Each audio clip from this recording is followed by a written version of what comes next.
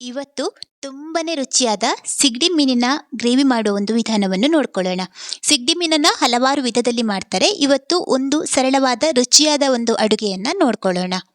ಇಲ್ಲಿ ಅರ್ಧ ಕೆಜಿ ಸಿಗಡಿ ತಗೊಂಡಿರೋದು ನಾನು. ಸ್ವಲ್ಪ ದೊಡ್ಡ ಸೈಜ್, ಚಿಕ್ಕದಾದ್ರೆ ಕ್ಲೀನ್ ಮಾಡಲಿಕ್ಕೆ ಟೈಮ್ ತಗೊಳ್ತದೆ. ಇದನ್ನ ಈಗ ಮೊದಲು ಕ್ಲೀನ್ ಮಾಡಿ ಎಲ್ಲ ಇಟ್ಕೊಳ್ತೇನೆ.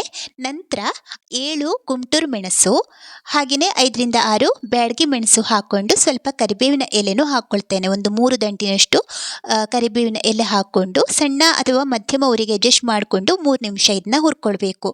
ಇದಕ್ಕೆ 1 ಟೀ ಚಮಚ 3 ನಿಮಿಷ ಆದಮೇಲೆ 1 ಟೀ ಚಮಚ ಜೀರಿಗೆ, 2 ದೊಡ್ಡ ಚಮಚ ಕೊತ್ತಂಬರಿ, 5ರಿಂದ 7 ಕಾಳು ಮೆಣಸು, 5 ಮೆಂತೆ, ಅರ್ಧ ಕಪ್ ತೆಂಗಿನ ತುರಿ, 1/4 ಟೀ ಚಮಚ ಅರಶಿನ ಪುಡಿ ಹಾಕ್ಕೊಂಡು ಇದನ್ನು 1 ನಿಮಿಷ ಮತ್ತೆ ಹುರ್ಕೊಳ್ಬೇಕು. ಎಣ್ಣೆ ಹಾಕದೇ ಹುರ್ಕೊಂಡಿರೋದು. ಬಾಣಲೆಯಲ್ಲಿ ಸ್ವಲ್ಪ ಎಣ್ಣೆ ಸವರಿ ಇಟ್ಕೊಂಡಿದ್ದೆ ಅಷ್ಟೇ. 5ರಿಂದ 6 ಬೆಳ್ಳುಳ್ಳಿ ಎಸಳು ಜಜ್ಜಿ ಹಾಕ್ಕೊಂಡಿದ್ದೇನೆ. ಅರ್ಧ ಈರುಳ್ಳಿ ಕಟ್ ಮಾಡಿ ಹಾಕ್ಕೊಂಡು 2 ನಿಮಿಷ ಸಣ್ಣ ಉರಿಯಲ್ಲಿಟ್ಟು ಮತ್ತೆ ಹುರ್ಕೊಂಡಿದ್ದೇನೆ. ಇವಾಗ ಇಲ್ಲಿ ಮಸಾಲೆ ಎಲ್ಲ ರೆಡಿ ಆಯಿತು. ಸ್ಟವ್ ಆಫ್ ಮಾಡಿಕೊಂಡು ತಣ್ಣಗಾಗಲಿಕ್ಕೆ ಬಿಡಬೇಕು. ಇದಕ್ಕೇ ಸ್ವಲ್ಪ ಹುಣಸೆ ಹುಳಿ ಹಾಕ್ಕೊಂಡಿದ್ದೇನೆ, ಒಂದು ನಿಂಬೆ ಗಾತ್ರದ ಅಷ್ಟು. ನಂತರ ಇದನ್ನೆಲ್ಲ ಮಸಾಲೆ ತಣ್ಣಗೆ ಆದಮೇಲೆ ಮಿಕ್ಸಿ ಜಾರಿಗೆ ಹಾಕ್ಕೊಳ್ತಾ ಇದ್ದೇನೆ. ಇದಕ್ಕೆ ರುಬ್ಲಿಕ್ಕೆ ಬೇಕಾಗುವಷ್ಟು ನೀರನ್ನು ಹಾಕ್ಕೊಂಡು ನುಣ್ಣಗೆ ಇದನ್ನ ರುಬ್ಬಿ ಪೇಸ್ಟ್ ಮಾಡಿ ಇಟ್ಕೊಳ್ಬೇಕು. ಮಸಾಲೆ ಈಗ ರೆಡಿ ಆಯಿತು. ಇನ್ನು ಒಂದು ಪಾತ್ರಕ್ಕೆ 1 ದೊಡ್ಡ ಚಮಚ ತೆಂಗಿನೆಣ್ಣೆ ಹಾಕ್ಕೊಂಡು 5ರಿಂದ 10 ಮೆಂತೆ ಹಾಕ್ಕೊಳ್ಬೇಕು. ಮೆಂತೆ ಸಿಡಿದ ಮೇಲೆ ಈಗ 1 ಈರುಳ್ಳಿನ ಚಿಕ್ಕದಾಗಿ ಕಟ್ ಮಾಡಿಕೊಂಡು ಹಾಕಿದ್ದೇನೆ. ಅರ್ಧ ಇಂಚು ಶುಂಠಿ, 2 ಹಸಿಮೆಣಸಿನಕಾಯಿ, ಇದು ಕೂಡ ಚಿಕ್ಕದಾಗಿ ಕಟ್ ಮಾಡಿ ಹಾಕ್ಕೊಂಡಿರೋದು.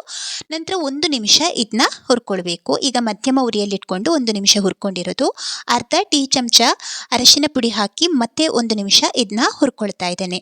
1 ನಿಮಿಷ ಹುರಿದು ಆದಮೇಲೆ ಇದಕ್ಕೀಗ 1 ಟೊಮೆಟೊ, ಚಿಕ್ಕ ಸೈಜ್ ಟೊಮೆಟೊನ ಚಿಕ್ಕದಾಗಿ ಕಟ್ ಮಾಡಿ ಹಾಕ್ಕೊಂಡಿದ್ದೇನೆ. ಒಂದು 3 ದಂಟಿನಷ್ಟು ಕರಿಬೇವಿನ ಎಲೆಯನ್ನು ಹಾಕ್ಕೊಂಡು ಚೆನ್ನಾಗಿ ಒಂದ್ಸಲ ಇದನ್ನ ಮಿಕ್ಸ್ ಮಾಡ್ಕೊಳ್ಬೇಕು.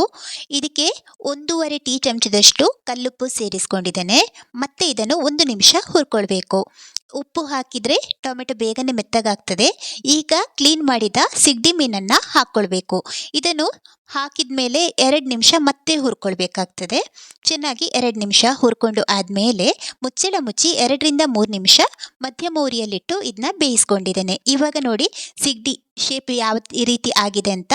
ಇದಕ್ಕೆ ಈಗ ರುಬ್ಕೊಂಡ ಮಸಾಲೆಯನ್ನು ಕೂಡ ಸೇರಿಸ್ಕೊಂಡು ಚೆನ್ನಾಗಿ ಒಂದ್ಸಲ ಮಿಶ್ರ ಮಾಡ್ಕೊಳ್ಬೇಕು. ಇದೀಗ ತುಂಬನೇ ದಪ್ಪ ಇದೆ.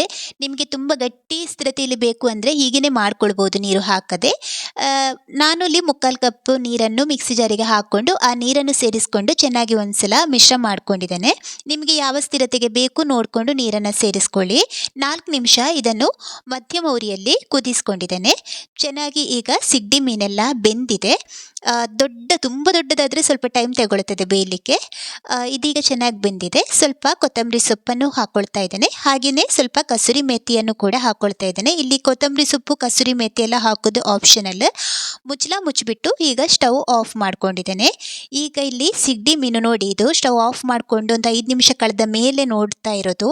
ಮಣ್ಣಿನ ಪಾತ್ರೆಯಲ್ಲಿ ಮಾಡಿ ಅದು ಮತ್ತೆ ಕೂಡ ಕುದಿ ಬರ್ತಾನೆ ಇತ್ತು ನೋಡಿ.